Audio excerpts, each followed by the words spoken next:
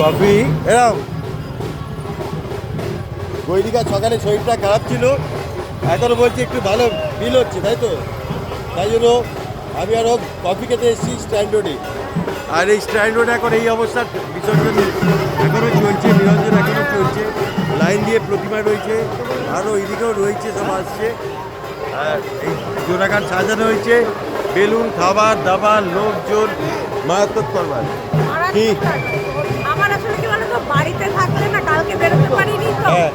এবারে ঘরের মধ্যে ছিলাম, চন্দন বেরিয়েছিল, আমি একা ছিলাম, আমার কি শরীর খারাপ লাগছে রাত্রির থেকে, আর ভালো লাগছে না। তাই জন্য ওকে বললাম কি, ও বললো বেরোবে, আমি চলো তাহলে একটু ঘুরে আসলে আমার ভালো লাগে। আর এখানে কোনে মা, এই যে